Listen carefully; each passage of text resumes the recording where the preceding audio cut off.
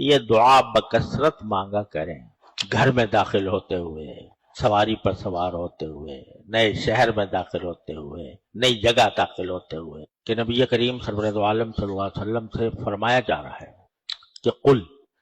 آپ یہ کہیے، یعنی یہ دعا مانگیے۔ اور جیسا کہ پہلے بھی میں نے عرض کیا تھا کہ وہ دعائیں جو خود اللہ جل جلالہ نے اپنے کلام میں ذکر فرمائی اور ہمیں آپ کو حکم دیا کہ یہ کہو، یہ دعائیں کرو، تو ان دعاؤں کی قبولیت تقریباً یقینی ہے اگر آدمی صدق دل سے مانگے،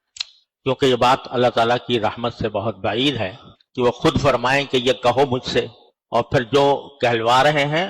اس کو رد فرما دیں۔ تو یہاں پر بھی اللہ تبارک و تعالیٰ نے فرمایا وَقُلْ، یہ کہو یعنی یہ دعا مانگو کیا کہ رب ادخلنی مدخل صدق واخرجنی مخرج صدق واجعل لی من لدنک سلطانا نصیرا۔ یہ بھی عجیب و غریب دعا ہے، پہلے اس کا سادہ مطلب عرض کرتا ہوں، پھر اس کی تھوڑی حقیقت اور اس کا پس منظر بھی اللہ کی نے توفیق دی تو عرض کروں گا انشاءاللہ۔ لفظی ترجمہ یہ ہے کہ اے میرے پروردگار، مجھے جہاں بھی آپ داخل کریں تو اچھائی کے ساتھ داخل کریں، جہاں بھی داخل کریں تو اچھائی کے ساتھ داخل کریں، اور جہاں سے بھی نکالیں تو اچھائی کے ساتھ نکالیں، اور مجھے اپنی طرف سے ایسی طاقت عطا فرما دیجئے جس کی مدد کی جاتی ہو آپ کی طرف سے۔ یعنی جہاں بھی میں داخل ہوں، کسی گھر میں، کسی مکان میں، کسی دکان میں، کسی شہر میں، تو داخل ہوں تو داخل بھی اچھی طرح ہوں، اور نکلوں تو نکلوں بھی اچھی طرح۔ داخل ہوتے وقت بھی ایسی صورت ہو کہ میں آسانی سے اور بغیر کسی رکاوٹ کے اور بغیر کسی پریشانی کے داخل ہو جاؤں، اور نکلوں تو وہ بھی اس طرح نکلوں کہ جس مقصد کے لیے گیا تھا وہ مقصد میرا پورا ہو جائے، اور نکلنے میں بھی کوئی دشواری پیش نہ آئے۔ اور مجھے اپنی طرف سے اللہ ایسی طاقت عطا فرما دیجئے کہ جس کے ساتھ آپ کی مدد ہو۔ طاقت تو عطا ہو گئی، لیکن اگر آپ کی مدد نہیں ہے، اگر آپ کی طرف سے توفیق نہیں ہے اس طاقت کو صحیح استعمال کرنے کی، تو وہ طاقت بیکار ہے۔ لہذا ایسی طاقت عطا فرمائیے کہ جس کے ساتھ آپ کی مدد ہو۔ اس دعا کا ایک خاص پس منظر ہے، میں بعد میں عرض کروں گا، لیکن جو ظاہری مفہوم ہے وہ ایسا ہے کہ ہر انسان اپنی زندگی میں کہیں نہ کہیں داخل ہو رہا ہوتا ہے، کہیں نہ کہیں سے خارج ہو رہا ہوتا ہے۔ آدمی گھر میں داخل ہوا تو اس وقت بھی اس کو عافیت چاہیے، خیریت چاہیے، اچھائی چاہیے، کہ جب گھر میں داخل ہو تو منظر اچھا نظر آئے، میرے گھر والے خوش خرم ہوں، عافیت سے ہوں۔ یہ چاہیے نہیں چاہیے جب آدمی گھر میں داخل ہو رہا ہو؟ جب گھر سے نکل رہا ہو اس وقت بھی اس کو عافیت چاہیے کہ نکلنے کے جب میں نکلوں، جس کام کے لیے نکل رہا ہوں تو وہ اچھائی کے ساتھ نکلوں، نکلنے میں بھی آسانی ہو، دشواری نہ ہو، جس مقصد کے لیے نکل رہا ہوں اس میں کامیابی ہو۔ اگر آدمی کہیں ملازم ہے اور اپنی ملازمت کی جگہ پر داخل ہو رہا ہے تو وہاں پر بھی اس کو ضرورت ہے اس بات کی کہ جب داخل ہو تو اچھائی کے ساتھ داخل ہو، یعنی اس کا ماحول درست ہو، اس کے لیے جو کام ہیں، اس کے فرائض منصبی ہیں، وہ ٹھیک طریقے سے بجا لائے، اس کی ضرورت ہے۔ جب نکل رہا ہے دفتر سے تو اس وقت بھی اس کو ضرورت ہے۔ مدرسے میں داخل ہو رہا ہے پڑھنے کے لیے، اسکول میں داخل ہو رہا ہے، کالج میں داخل ہو رہا ہے پڑھنے کے لیے، تو اس کو ضرورت ہے کہ میں جب داخل ہوں تو داخل ہونے کے بعد ایک تو داخلہ میرا آسان ہو جائے، صحیح طریقے پر جاؤں، صحیح وقت پہ جاؤں، اور جس مقصد کے لیے جا رہا ہوں پڑھائی،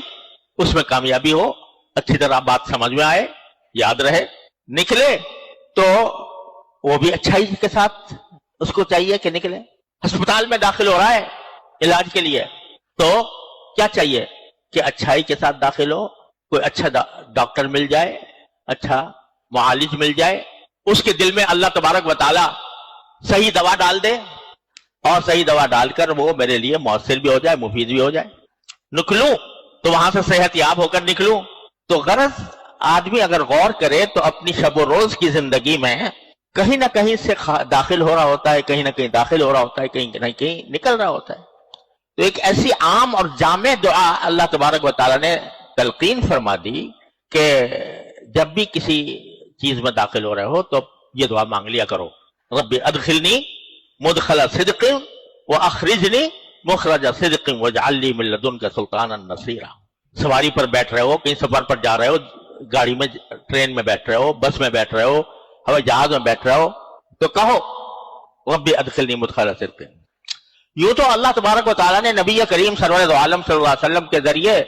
ہر موقع کے لیے ایک دعا تلقین فرما دی ہے۔ جب سواری پہ بیٹھتے ہیں تو سبحان الذی سخر لنا ھذا وما كنا له مقرنین وانا الى ربنا لمنقلبون، اللهم انت الصاحب فی السفر وخلیفۃ فی الاہل الی آخری۔ وہ تو دعائیں اپنی جگہ ہیں ہی، لیکن یہ ایک عام دعا ایسی ہے کہ جب بھی کہیں داخل ہو رہے ہو تو اللہ تعالیٰ سے داخلے کی اچھائی بھی مانگو اور وہاں سے نکلنے کی اچھائی بھی مانگو، کہ جب میں داخل ہونے کے بعد نکلوں تو اچھی حالت میں نکلوں، یہ نہ ہو کہ اندر داخل ہوا اور پھنس گیا کسی مصیبت میں۔ تو اس لیے یہ ایک ایسی جامع اور عام دعا ہے کہ اس کو انسان کو اپنا وظیفہ بنانا چاہیے۔ سواری پہ سوار ہو رہا ہو تب، کسی نئی جگہ پر جا رہا ہو تب، نئے شہر میں داخل ہو رہا ہو تب، کوئی نیا کام شروع کر رہا ہو تب، ہر اس موقع پر جب کہ انسان کسی نئی چیز میں داخل ہو رہا ہو تو اس کو یہ دعا مانگنی چاہیے، رب ادخلنی مدخل صدق واخرجنی مخرج صدق واجعل لی من لدنک سلطانا نصیرا۔ تو ایک تو یہ ہے کہ اچھی طریقے سے داخل ہوں اور نکلوں تو اچھی طرح نکلوں، اور آخر میں یہ کہ واجعل لی من لدنک سلطانا، مجھے اپنی طرف سے ایک طاقت عطا فرمائیے، قوت عطا فرمائیے۔ جب بھی انسان کسی جگہ پر جاتا ہے، داخل ہوتا ہے، تو اس جگہ پر داخل ہو کر فائدہ اٹھانے کے لیے کسی طاقت کی ضرورت ہوتی ہے، کوئی طاقت چاہیے۔ آپ فرض کرو کہ کسی ہسپتال میں داخل ہو رہے ہو تو اتنی طاقت ہونی چاہیے کہ بھئی وہاں تک پہنچ جاؤ، اتنے پیسے ہونے چاہیے کہ اس کی ادائیگی کر دو، ڈاکٹر تک تمہاری رسائی ہو جائے، طاقت ہونی چاہیے۔ ہر چیز میں طاقت کی ضرورت ہے، لیکن کوئی طاقت اس وقت تک کارآمد نہیں ہوتی جب تک کہ اللہ جل جلالہ کی مدد اس کے ساتھ شامل نہ ہو۔ بڑا کاریل جوان ہے، طاقتور ہے، قوت سے بھرپور ہے، لیکن اللہ جل جلالہ کی توفیق نہ ہو تو وہ اس کی طاقت بیکار ہے، کوئی فائدہ مند نہیں ہو سکتا۔ لہذا صرف طاقت نہیں مانگی کہ طاقت دے دیجئے، بلکہ ایسی طاقت دیجئے جس کے ساتھ آپ کی مدد ہو۔ یہ سکھا دیا، اس میں اللہ تعالیٰ نے یہ سکھا دیا کہ کبھی بھی اپنی طاقت پر اکڑو نہیں۔ وہ طاقت تمہاری جسمانی طاقت ہو، ذہنی طاقت ہو، علمی طاقت ہو، کوئی بھی طاقت ہو، اس پر اگر اترا گئے کہ میں تو بڑا طاقتور ہوں اور میں ساری دنیا کا مقابلہ کر سکتا ہوں،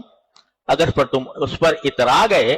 کہ یہ میرا کمال ہے، میری طاقت ہے، میری قوت ہے، تو وہ قوت اور طاقت سب ہوا ہو جائے گی،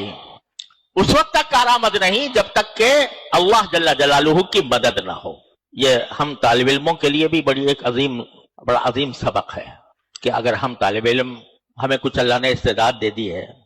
پڑھنے کی، لکھنے کی، مطالعہ کرنے کی، تو اگر اس پر گھمنڈ ہو گیا کہ میں پڑھا لکھا ہوں، میں تعلیم یافتہ ہوں، میں بڑا عالم ہوں، میں بڑا علامہ ہوں، اور اس گھمنڈ کے ساتھ تم نے اپنے استعداد کو استعمال کرنا شروع کیا تو اللہ بچائے، وہ اللہ تبارک و تعالیٰ کو بہت ناپسند ہے، اس کے ساتھ اللہ کی مدد نہیں ہوتی۔ پھر وہی علم انسان کو پتہ نہیں کہاں گمراہی کی وادیوں میں اٹھا کر لے جاتا ہے۔